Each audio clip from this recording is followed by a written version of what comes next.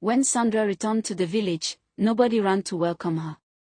The same dusty road she had once walked with pride now seemed longer, hotter, and harder beneath her worn slippers. She came down from the bus with only one small bag, a faded blue wrapper folded over her arm, and a silence that sat heavily on her shoulders. Years earlier, when she first left for the city, people had waved at her with envy. They had said she was lucky. They had said beauty like hers would open doors. Some even whispered that she would never remain a servant for long. Sandra herself had believed it. She had stepped into that city full of ambition, full of dangerous hunger, and full of the foolish belief that another woman's home could become her own. Now she was back, not as a success, not as a madam, but as a woman carrying the weight of disgrace. At the motor park, two women selling roasted corn recognized her at once.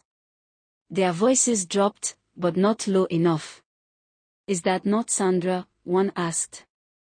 "The same Sandra who tried to steal her aunt's husband." The other woman clicked her tongue. Beauty is good, but sense is better." Sandra kept walking as if she had not heard, but each word landed like a stone against her chest. The village had changed in small ways.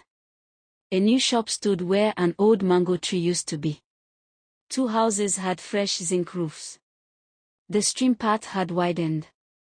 Yet the most important thing had not changed at all. People still remembered. In a village, shame does not travel alone. It sits in doorways, hides inside greetings, and follows a person like dust on bare feet. When Sandra reached her mother's compound, she stopped outside the gate for a moment. She could hear the soft clatter of pots from the backyard and smell boiling yam from the kitchen. For one brief second, she wished she were a child again, before greed had entered her heart and twisted her future. But wishes could not turn time backward. She pushed the gate gently and stepped inside. Her mother, Mama F, looked up from where she was sorting pepper into a tray. At first, confusion crossed her face. Then recognition came, followed by pain. "Sandra," she said, rising slowly. Sandra dropped her bag and bent her head.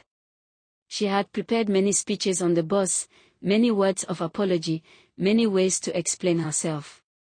But now that she stood before the woman who had once prayed for her success, all she could say was, "Mama, I have come back." Mama F stared at her daughter's tired face, the faded clothes, the eyes that no longer held pride. She wanted to ask questions, but mothers often know when answers are already written all over a child's body. She moved closer and touched Sandra's arm. "Come inside," she said quietly. That evening, news of Sandra's return spread from compound to compound before sunset. By nightfall, children had carried the story farther than the wind. Women shook their heads over cooking fires. Men discussed it on wooden benches near the palm wine stand. Some said she had come back because the city had punished her. Others said a woman who once chased another woman's husband could never be trusted again. Sandra heard all of it. The next morning, when she stepped out to fetch water, two young wives lowered their voices and moved away from her path. At the stream, one woman pulled her daughter aside and said, "Do not learn beauty without character. Look well." Sandra pretended not to notice, but her throat tightened. She had returned thinking hardship alone had changed her. Now she was learning another truth: repentance may begin inside the heart, but the world does not rush to believe it. That night, she lay awake on a raffia mat in her mother's room, staring into the darkness.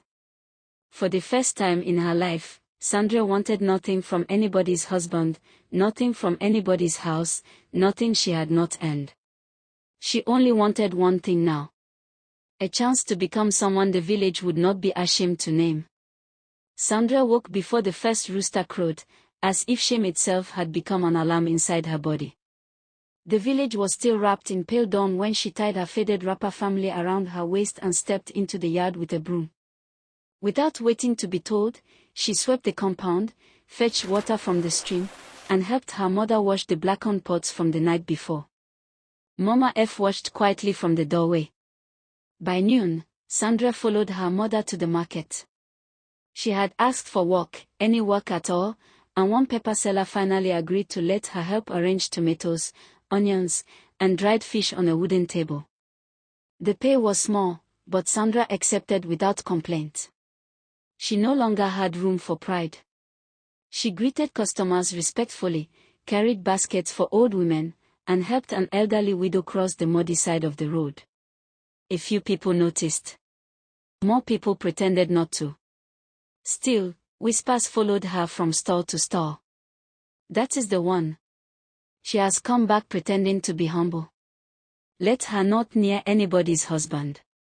Sandra heard every word, but she kept her head down and continued walking. Each insult stung, yet she told herself she deserved people's suspicion. Regret, she was learning, did not clear a road. It only gave a person the strength to keep walking on rough ground. Toward evening, the market became louder as buyers rushed to finish before sunset. Goats bleated. Traders called out prices. Children ran between baskets of pepper and cassava. Sandra had just finished helping the old widow arrange smoked fish when a sharp cry rose from the other side of the market. "My purse," a wealthy trader shouted. "My purse is gone." At once the noise changed.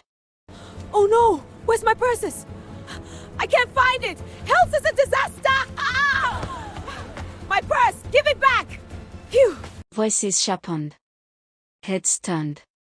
Madame Ronk was known for carrying money in a red leather purse tied with a gold strap.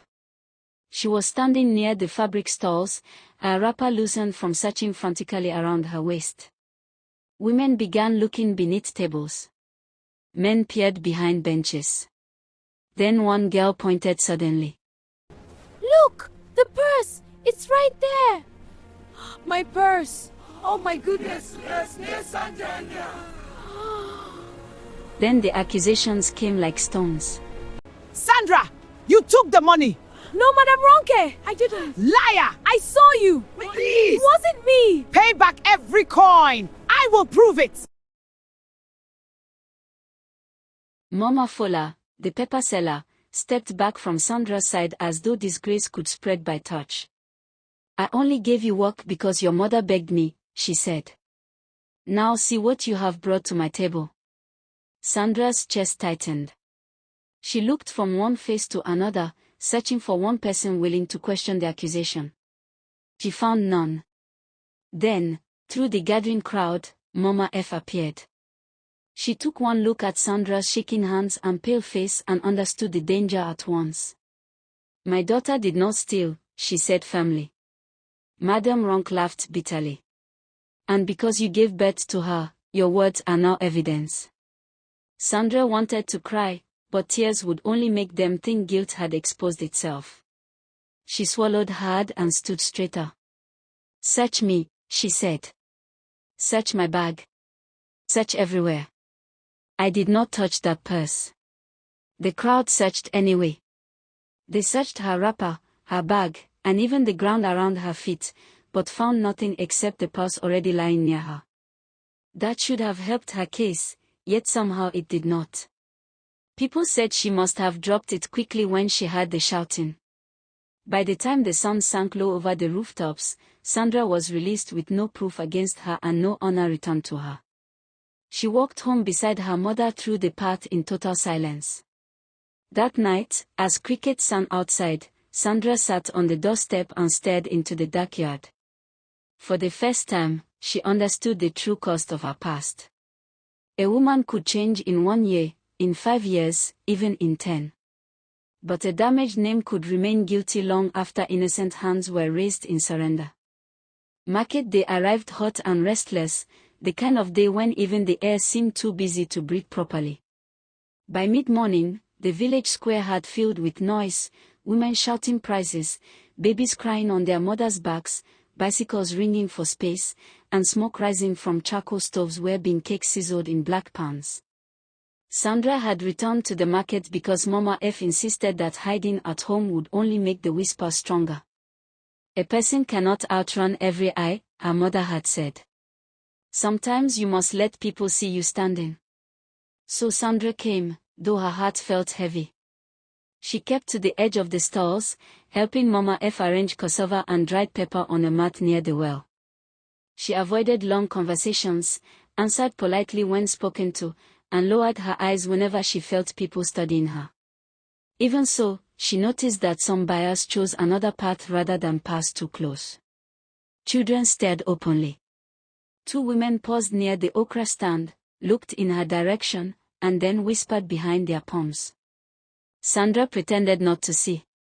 She had spent many nights telling herself that change was not proven by comfort but by endurance. Around noon, the heat sharpened. A gust of wind pushed through the square, lifting dust, wrappers, and the smell of kerosene from a nearby food store. At the same time, a trader named Ayabos leaned over her stove to turn bean cakes. Nobody noticed when the cloth hanging beside the fire caught first. It started as a small orange tongue at the edge of the fabric. Then the wind rose again. Within seconds, the flame climbed. Ah! What is exploding there? Fire! It's a water! It's burning! Oh no! It's climbing! Fire! Run! The smoke is burning! This way! Hurry! I've got you! We're safe!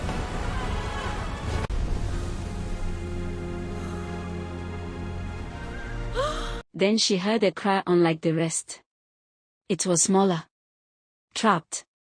She turned and saw a little girl, no more than 5, crouched behind a fallen display stand near the burning store. One side of the wooden frame had collapsed, pinning part of her wrapper. The child's eyes were wide with terror. She screamed for her mother, but the roar of the flames swallowed